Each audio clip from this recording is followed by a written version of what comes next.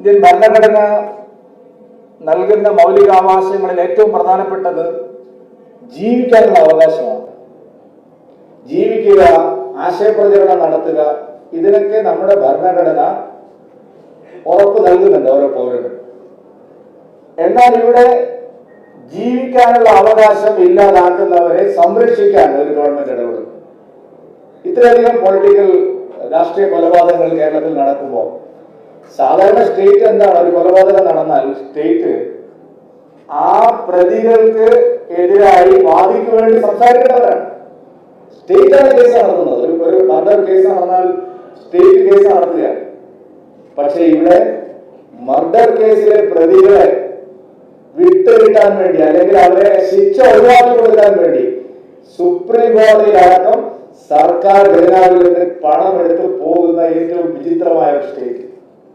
കൊലയാളികളെ നിയമത്തിന് മുമ്പിൽ കൊണ്ടുവരിക, ജീവിക്കാനുള്ള അവകാശം സംരക്ഷിക്കാൻ ബാധ്യതപ്പെട്ട സ്റ്റേറ്റ് കേരളത്തിൽ അങ്ങനെ കൊല ചെയ്യപ്പെടുന്നവരെ സംരക്ഷിക്കാൻ വേണ്ടിയിട്ട് സ്റ്റേറ്റിനെ ദുരുപയോഗം ചെയ്യും.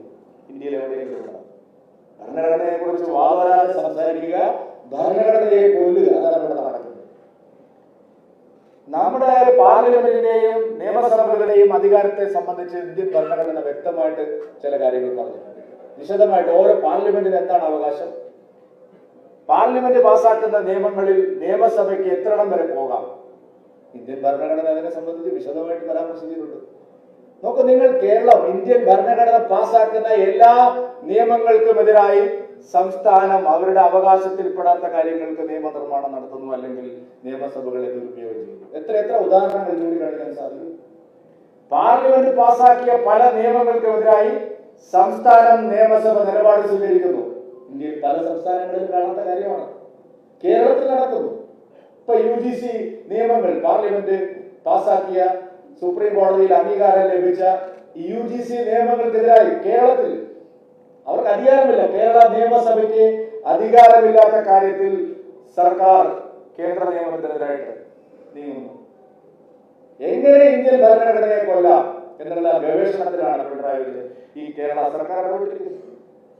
ഇപ്പോ വൈസ് ചാൻസലർമാരുടെ നിയമനത്തിലും യൂണിവേഴ്സിറ്റി അധ്യാപകരുടെ നിയമനത്തിലും എല്ലാം നടന്നിട്ടുള്ള ക്രമക്കേടുകൾക്കെതിരായി നമ്മുടെ ഗവർണർമാർ സംസാരിച്ചുകൊണ്ടിരിക്കുന്നത്, അവർ സംസാരിക്കുന്നത് ഭരണഘടനയുടെ അതിന്റെ അടിസ്ഥാനത്തിൽ നിന്നുകൊണ്ടാണ്. ഭരണഘടന വിരുദ്ധമായിട്ടാണ് കേരള സർക്കാർ വിദ്യാഭ്യാസ രംഗത്ത് അവകാശങ്ങളുടെ കാര്യത്തിൽ, UGC നിയമപരിഷ്കാരങ്ങളുടെ കാര്യത്തിൽ നിലപാട് സ്വീകരിക്കുന്നത്. ഇന്ത്യൻ പാർലമെന്റ് അംഗീകരിച്ചിട്ടുള്ള പല നിയമങ്ങൾക്കുമെതിരായി കേരളത്തിൽ നിയമസഭകൾ പ്രമേയം പാസാക്കുന്നു. സംസ്ഥാന നിയമസഭകൾക്ക് അധികാരമില്ലാത്ത കാര്യങ്ങളിൽ കേരള നിയമസഭ നിലപാട് സ്വീകരിക്കുന്നു. ഉദാഹരണങ്ങൾ നമ്മൾ അന്വേഷിച്ചു പോയാൽ നിരവധി വിഷയങ്ങളിൽ ഇത് കാണാൻ സാധിക്കും. ഭരണഘടനയെ തകർക്കാൻ വേണ്ടിയിട്ട് കച്ചകെട്ടി ഇറങ്ങിയിരിക്കുകയാണ് ഒരു ഭരണകൂടം തന്നെ കേരളത്തിൽ. ഭരണഘടന വിരുദ്ധമായിട്ടുള്ള കാര്യങ്ങളാണ് എല്ലാ ദിവസവും ചെയ്തുകൊണ്ടിരിക്കുന്നത്. ഭരണഘടനയെ മുറുകെ പിടിക്കേണ്ട, സത്യപ്രതിജ്ഞ, ഭരണഘടന തൊട്ട് സത്യപ്രതിജ്ഞ ചെയ്ത മുഖ്യമന്ത്രിയും മന്ത്രിമാരും അടക്കം. ഇവിടെ ലോകായുക്തയുടെ പേരിലുള്ള നിയമം എങ്ങനെയാണ് കേരളത്തിൽ വന്നത്? ലോകായുക്ത നിയമം എങ്ങനെയാണ് കേരളത്തിൽ അതിന്റെ കഴുത്ത് നേരിച്ചു പോകുന്നത്?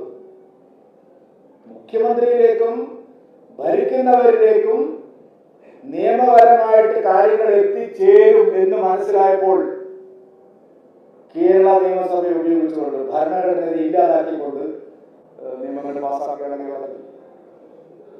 സ്വതന്ത്രവും നീതിയുക്തവുമായ നിലയിൽ ഭരണഘടന അനുശാസിക്കുന്ന നിയമങ്ങൾ ഉറപ്പുവരുത്തിക്കൊണ്ട് നടത്തിക്കൊണ്ടിരിക്കുന്ന അന്വേഷണങ്ങൾ, കേന്ദ്ര ഏജൻസികളുടെ അന്വേഷണങ്ങൾ വെറുതെ കേന്ദ്ര ഏജൻസി വന്ന് അന്വേഷിക്കുന്നതല്ല. സാമ്പത്തിക കുറ്റങ്ങൾ, SFI പോലുള്ള ഏജൻസികൾ അവരൊക്കെ വെറുതെ വന്ന് നിയമം അന്വേഷിക്കുന്നതല്ല.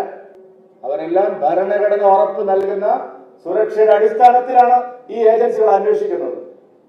അതിനെതിരായിട്ട് കോടതിയിൽ കോടിക്കണക്കിന് രൂപ സർക്കാർ ഖജനാവ് ചെലവഴിച്ച്, നമ്മുടെ കാശെടുത്ത് കോടിക്കണക്കിന് രൂപ, 100 കോടി 50 കോടി ചെലവഴിച്ച് ഒരു ഗവൺമെന്റ് കേസ് നടത്തുകയാണ്.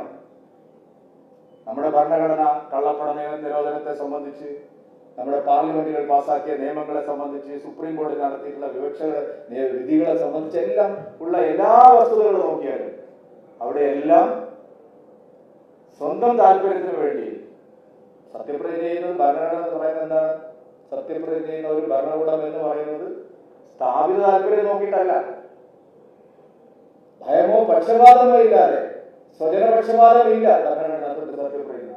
പക്ഷെ പക്ഷപാത കാര്യങ്ങൾക്ക് വേണ്ടിയിട്ട്, സ്വാർത്ഥത്തെ കാര്യങ്ങൾക്ക് വേണ്ടിയിട്ട്, സ്വന്തം താല്പര്യത്തിന് വേണ്ടിയിട്ട് ഭരണഘടനാ വിരുദ്ധമായിട്ടുള്ള പ്രവൃത്തി, ഭരണഘടനയെ കശാപ്പ് ചെയ്യുന്ന പ്രവൃത്തി നടത്തിക്കൊണ്ടിരിക്കുന്ന സംസ്ഥാനങ്ങളിൽ ഏറ്റവും മുമ്പിൽ നിൽക്കുന്ന സംസ്ഥാനം കേരളമാണ് എന്ന് പറയാതിരിക്കാൻ നിർഭാഗ്യവശാൽ പറയാതിരിക്കാൻ എന്നതാണ്. പാർലമെന്റിൽ ഭരണഘടനയുടെ കോപ്പി ഉയർത്തി പിടിച്ച് രാഹുൽ ഗാന്ധിയോടൊപ്പം CPM-ന്റെ നേതാക്കന്മാരും പിണറായി വിജയനും ഭരണഘടനാ സംരക്ഷകന്മാരാണ് നമ്മുടെ. പക്ഷെ അവരുടെയൊക്കെ ഭരണഘടന എങ്ങനെയാണ് അവർ സംരക്ഷിക്കുന്നത് എന്നതിനെ സംബന്ധിച്ചല്ല പ്രഹ്ലാദ് ജോഷിയുടെ വിശദീകരിക്കും. ഞാൻ കേരളത്തെ കുറിച്ച് മാത്രം, കേരളത്തിന്റെ പശ്ചാത്തലത്തിൽ മാത്രം ചുരുക്കത്തിലെ കാര്യങ്ങളാണ് ഇവിടെ സൂചിപ്പിക്കാൻ ആഗ്രഹിച്ചത്. ഇന്നത്തെ ഈ ചടങ്ങിനെ പങ്കെടുക്കാൻ നമ്മുടെ ഈ വിഷയത്തിൽ ഏറ്റവും ആധികാരികമായി സംസാരിക്കാൻ തന്നെ കഴിവുള്ള നമ്മുടെ പാർലമെന്ററി കാര്യ മന്ത്രിയായിട്ട് കഴിഞ്ഞ 2 ടേമായിട്ട് പ്രവർത്തിച്ചുകൊണ്ടിരിക്കുന്ന പ്രഹ്ലാദ് ജോഷിജി ഇവിടെ എത്തിയിട്ടുണ്ട്. അദ്ദേഹത്തെ ആദരപൂർവ്വം ഇതിലേക്ക് സ്വാഗതം ചെയ്തുകൊണ്ട് ഞാൻ എളിയ വാക്കുകൾ അവസാനിപ്പിക്കുന്നു. നിങ്ങളുടെ